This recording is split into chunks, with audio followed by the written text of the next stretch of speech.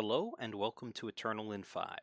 I'm aReNGee, and today we're going to be talking about the changes to the expedition format, specifically the rotation of the Empty Throne.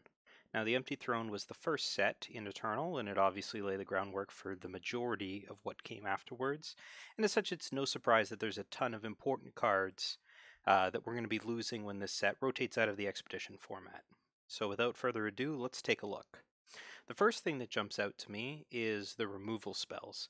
Every major faction loses its trademark removal spell from Torch, Vanquish, Annihilate, Permafrost, and that slows the game down dramatically because most of the options that have been printed since have either been multi-faction or have been at a higher cost. So with all of this efficient removal leaving the format, yes, we expect some to come back in, but this is an opportunity I expect Direwolf will take to slow down the format by slowing down the removal.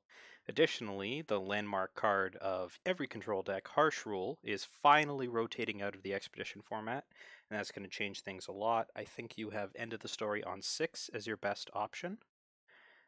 So units can, you can crowd the board for one extra turn now, and that makes all the difference with the speed of decks nowadays. Also, Lightning Storm is gone, which, may not mean anything to just general ranked players, but with no Hailstorm in the format, your little dudes are going to survive a lot longer because all the damage-based board wipes are now in Shadow, and they're all 1 power slower.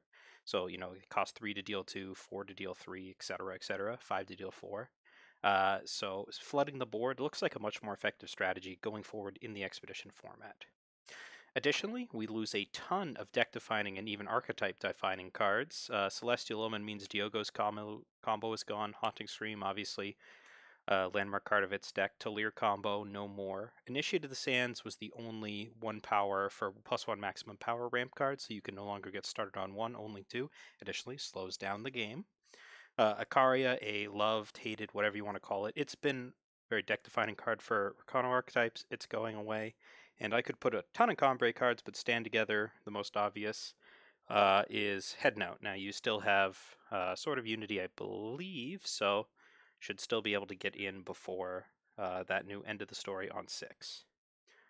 And finally, the whole Reanimator deck gets chucked. Grasping Shadows and Vera is gone, and we don't actually have any other ways to bring a unit back from the Void, other than Shifting Sands, of course. Privilege of Rank also finally makes its departure. And the entire Stone Scar faction, essentially, with Champion of Chaos, Bandit Queen, and Statuary Maiden all being landmark cards that are now rotating out. Feln also loses Champion of Cunning, and the majority of the reason to play Feln, so far at least, so we're going to need to look for replacements for those cards in the coming sets. Finally, and most importantly, well, there's not going to be a whole lot of power in the new Expedition format, assuming things go as we anticipate them to, and we get set 5, 6, and 7 all together in the Expedition format.